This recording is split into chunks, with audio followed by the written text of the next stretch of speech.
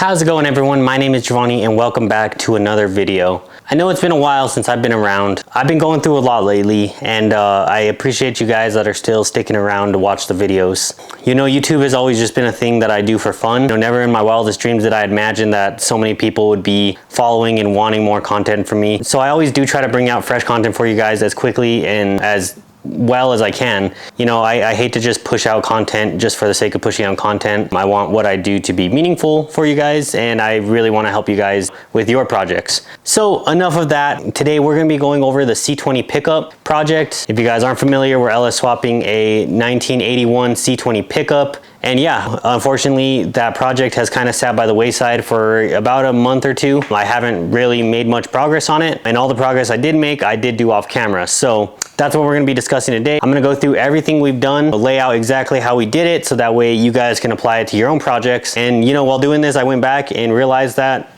we're pretty dang close to getting this thing started and running. Most of the hard work has been done already. Now it's just a matter of the last 10%, which always takes forever. Let's go ahead and get out there. Let's look at the truck and let's go over everything we've done. Oh yeah, one last thing. I dropped a bunch of money on some brand new equipment for you guys. New camera, new audio setup. So hopefully the videos are looking a lot better than they were before. Before I was filming off of a GoPro, which I will still use for the under the truck shots because I do not want to mess up or get this very expensive camera dirty. So that's just a little side note there. Obviously quality is going to be vastly improved on this channel. So let's get to it.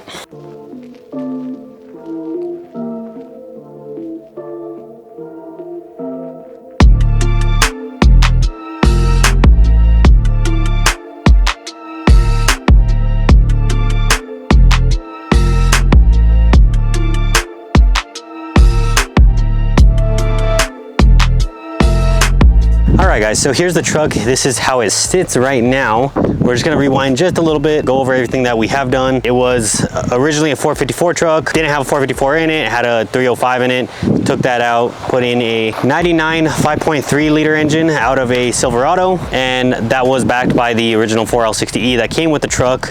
If you go back on my videos, I showed you guys how we removed that whole engine assembly out of the 99 Silverado. So now the engine is sitting in there. It's sitting on our eBay engine mounts. I have an eBay transmission cross member under there, which I just finished up installing this week. That I didn't get on camera, but obviously you guys can see that I've got that all on there right now. Really simple installation. Drill 4 holes in the frame and bolt it in and you're pretty much done. I used some 5/16 grade 8 hardware to finish that up. We did our fuel system. We use a 1987 R10 EFI fuel tank.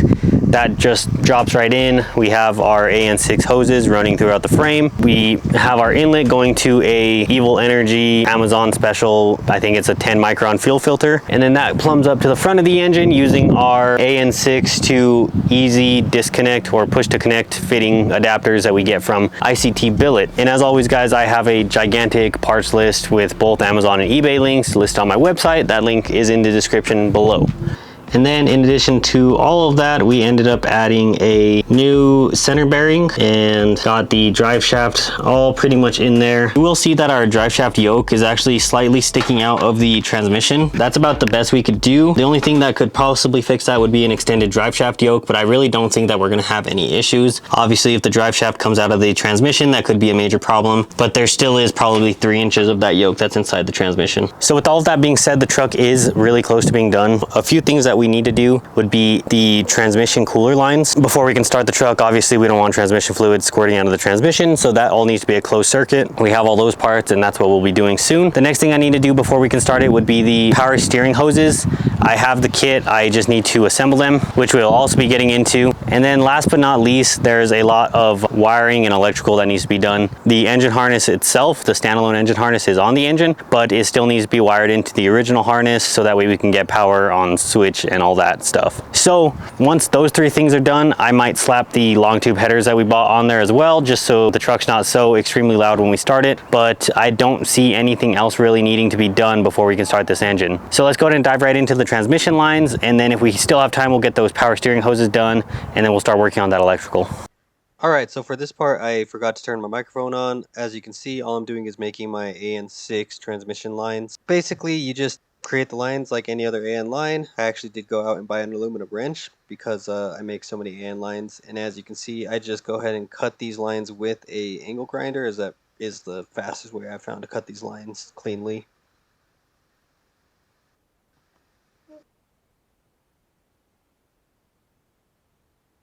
Alright guys, so sorry for the mess, but I'm working on my power steering hose right now for the LS Swap C20. And what I have here, I have a Russell part number 632600. This is a PowerFlex series hose. Now the first time I did this, I bought the right fittings, but I bought the wrong hose. This is what I had bought. This is the ProFlex hose. Russell, if you're watching this, why are you making the name so similar? It makes no sense. Anyway, PowerFlex hose is what we need. The PowerFlex hose is actually a smaller diameter than an AN6, more like an AN4 size. And that's what we need to use these fittings with. This is the hose that's rated to 2500 PSI. The other one is not. I'm gonna just show you guys, I've already done one end here. I'm gonna cut this and do the other end. But before we do that, I just wanna show you guys a quick tip. These are Russell 620421. But I was having a bit of a hard time earlier doing this side. If you notice the ends of these, they're already like smashed down. Before you go ahead and cut your hose flush, get this guy and put it on. Let's see, it's gonna go this way. Just leave it on there, okay? Drop it all the way down to the bottom before you cut your hose, because that's gonna make it a whole lot easier. Because once you cut this hose, the edges are all frayed and whatnot, and you have a real hard time getting that connection over the pipe. So, I'm basically just gonna eyeball this. I'm gonna cut it right about in half, because that's about all I need. Put it in the vise, grab our little mini cutter. There we go. That one actually came out really clean. Either way, we already got the coupling on there. There's a little ferrule that comes with the fitting. That's gonna go in around the plastic part. You'll see that there is like a plastic liner in there. That's where this little coupler is supposed to go. Try not to stab your finger. You may have to get something and kind of spread out the stainless steel bits out of the way a little bit. Just make your way around the edges without stabbing yourself with stainless steel. I'm gonna grab a little pick and just kind of work around the little plastic piece. It's okay if you fray like the ends now, because our coupling is already on. Normally I would have put the coupling on right there since it was nice and smooth, but it's already on there. And once you get it on, just smash it the rest of the way down, and that's what we should have right there. Just make sure that it's seated flush on the insides, best that we can. Smash, smash, smash. Okay, that looks good. Now we get our other piece, slide it in there. This is also kind of hard sometimes. If everything's not perfectly like aligned up, it won't slide in easily. I can see like a little bit of fraying right here. I'm gonna grab a razor blade, I think, or this pick, and just cut that out of the way. It's just from where the angle grinder hit it. There we go. We're in. Last thing to do is just slide your coupling up and just tighten it. These are stainless steel fittings, so you don't have to use an AN wrench to tighten these. You can just go ahead and drop it in a vise. Obviously feel free, but you'll mar your aluminum wrench if you do this. And I'm just going to use a pair of channel locks to finish it up. Now obviously you got to kind of pay attention to what orientation you want it at. I'm just going to go ahead and send it. I have enough length to where I can twist the hose to get it where I need to be. Okay. And then the last thing is just pull on it, make sure it's not going to come off. And that's a nice little power steering hose. Relatively affordable compared to like going to a shop and having some crimp for you.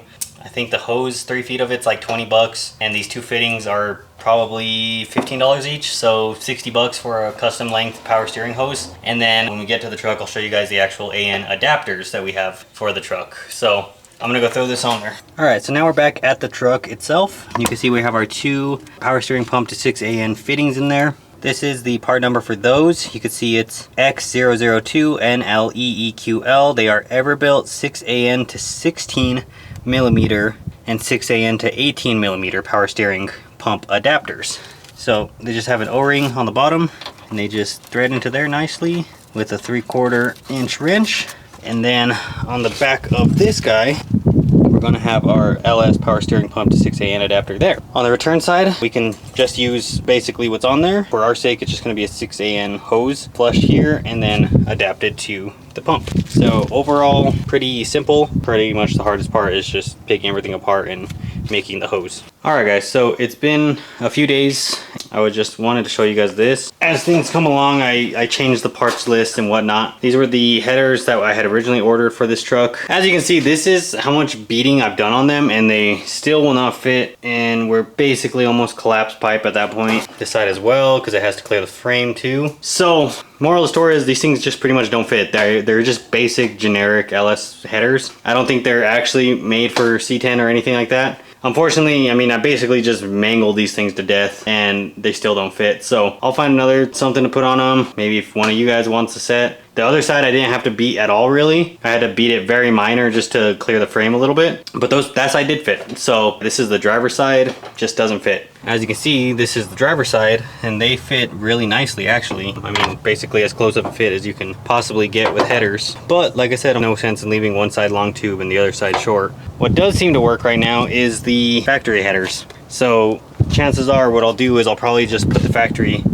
manifolds back on and run them like that. What the main issue is that I'm hitting on the engine mount area. I could possibly space the engine up with some washers and stuff, which I might still try. You know, it's just getting to the point where I'm getting really close, and to take everything apart and lift up the engine again doesn't seem like it's too good of an investment. What I did do on my free time is kind of get some of this wiring, I mean, not sorted, but just to where I can test the engine. I did actually connect the ECU down there and I hook it up to HP tuners and it reads it. So that means that in theory, if we had fuel, spark, ignition, all that, we would be able to start this engine. What I do want to show you guys is some of the C10 specific wiring. And basically all I really have here is pretty much disconnected everything on the engine bay area wiring wise, except for the starter wires. Everything that was connected to the starter originally, I just connected to the LS starter, and it works because basically you have your signal wire from the ignition switch, and that just runs down to the starter, and then one of the lugs of the starter runs to the battery. So technically you can just turn a starter all day even if you didn't have an engine in here, but all that wiring will in fact turn the LS engine. So that all works. I'm going to probably just cut back or get rid of most of this stuff. Don't remember what plug this was. I believe this was the distributor plug. This one is a keyed switch, so this one we will keep, and this one is a constant battery, so I'm just kind of holding that here. So it just goes to that little terminal right there, and that's what we're going to use as a battery constant. We have a battery switched, and I'm pretty sure that's all we need. I'm still debating on whether or not I'm going to run this wiring into the cab or not. Right now what I need to do is I'm going to run a wire basically from the engine bay up here somewhere. It's going to end up running to this relay block here, and then we're going to pin out of one of these guys to the fuel pump, and that's really it. One of these is going to be the switch source for the fuel pump. This green wire here, I traced it back. It does go to the actual signal wire to the ECU for the fuel pump, and then I can't remember left or right side is going to actually run to the fuel pump to turn it on. So it's all a little bit complicated, and once everything's in here it'll be a lot clearer on how everything's ran. Basically as it is right now, if I hook this positive battery cable up and we come inside the truck, you can stick the key in, you can see we have lights, all that's still original wiring, and then if I give it a crank, you'll hear it actually cranks the engine over. So all that's working as it should. The only thing left I need to do is connect the actual ECU up to it, connect it to HV tuners, turn off VATs, disable anything else I don't need, and then fill it up with gas and hook up the spark plug wires, and pretty much good to go, I'm pretty sure. Okay guys, so we're down here underneath the truck. As you can see, as I've shown in I think another video, this is where the original fuel pump wires go, and then we rerouted our new fuel pump wires through this hole. We have a gray, a purple, and a black. The black just got put where the original ground went. I'm pretty sure purple is our fuel sending signal, and then what I've just done, it did come with the original 87 Chevy, basically it's a weather pack connector. I just went ahead and snipped that off for now. And what I did have on hand, unfortunately, I just have these guys. These are just spade connectors. That's really all I had right now. The spade connector is a little bit exposed, so that's obviously not something that we want to keep in here. This is not weather sealed. This is not protected from grounding out. But what this will allow us to do is at least just use our fuel pump for now. And as you can see, we just have our wire going to be tucked into the frame, and I'll go ahead and, you know, button all that up later. And then it just runs up to the engine bay. I do have this ECU holder. This is a stock one, I believe, off of, it's either off of the 99 truck or some other truck that I got this off of. Basically, it's just got 2-3 holes. And what I'm thinking is mounting it down here. Basically putting this plate down here on the core support and then having a place where the ECU could sit. And then I'll just go ahead and mount these boxes somewhere around the battery box area. Okay, rethought of things a little bit, and I think right there is actually a pretty good spot. It sucks that the ECU is going to be so obvious and noticeable, but it's really out of the way of everything. I can kind of route the wires underneath that blower motor and all that. So I think that's where we're going to end up putting it. So I'm going to go ahead and drill a couple holes, get that mounted up, and then show you guys the new location.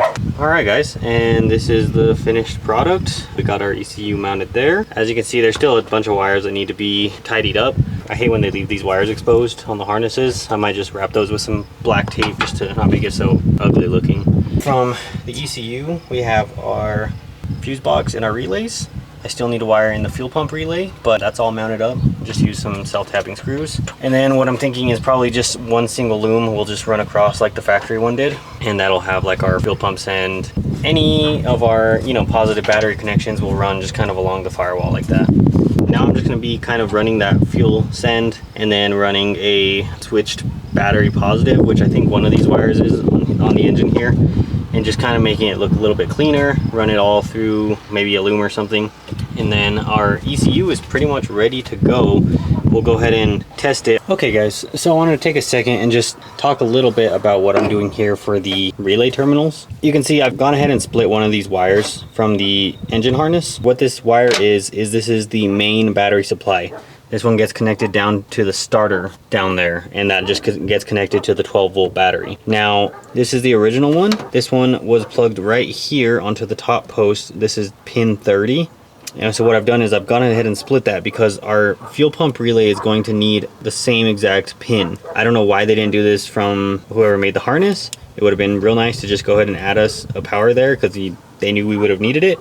But either way, so I've just gone ahead and split that. The instructions said that it came with relay terminals. I don't remember it having any. Thankfully, I had some on hand. I don't know if O'Reilly's or any of those places sell these. I think you're gonna need 2 of these to make this work. So basically, split off of the main battery feed to supply battery to the other relay. And then we're also gonna need one for our fuel pump send. And this one is gonna go on the bottom one, opposite of pin 30, which is, I think it's pin number 85 if you're looking at a relay diagram. We're just going to use the same relay connector, plug that in, plug this in, plug the power in, and we're good to go.